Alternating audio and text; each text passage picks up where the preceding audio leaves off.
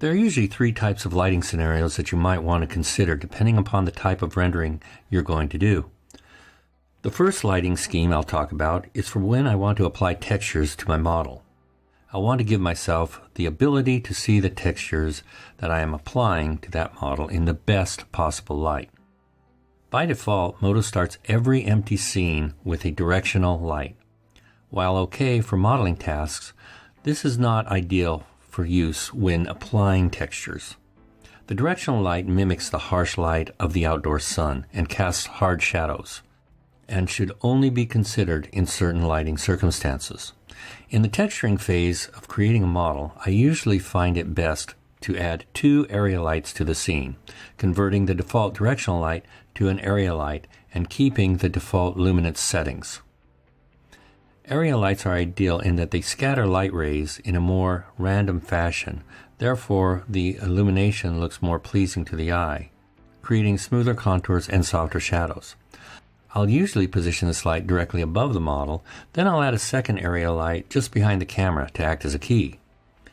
This gives me a relatively flat shading motif. However, depending upon the type of textures that you're applying to your object, you may want to switch off the key light to allow a single overhead light to show more volume to your object.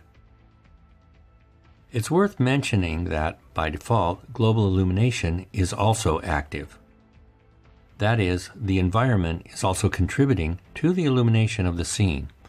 Therefore, you can turn off all your lights and your model will still be visible to the camera in the rendering.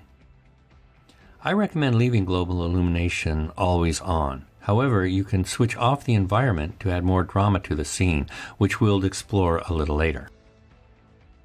Lighting for a presentation is a slightly different scenario.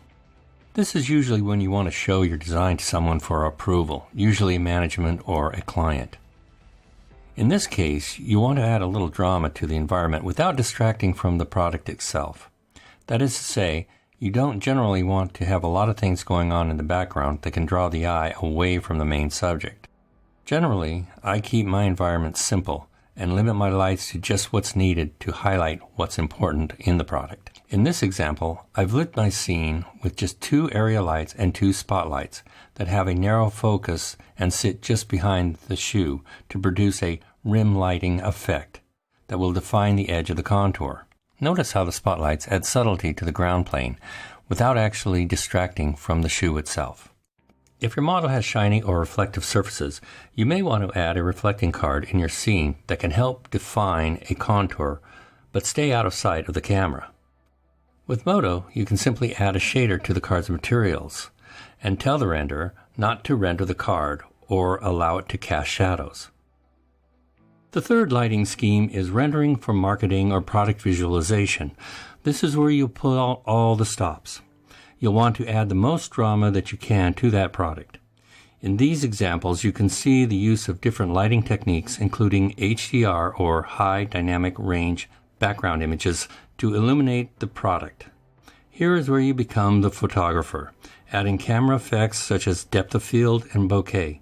While Modo ships with some very interesting tools to help facilitate this process, there are a whole host of third-party kits, such as Richard Yacht's Instant Lighting Kit and 9B Studio's Slick Lighting Kit. So I urge you to take the time to explore all the possibilities with lighting and rendering, because with Modo's rendering, the sky's the limit.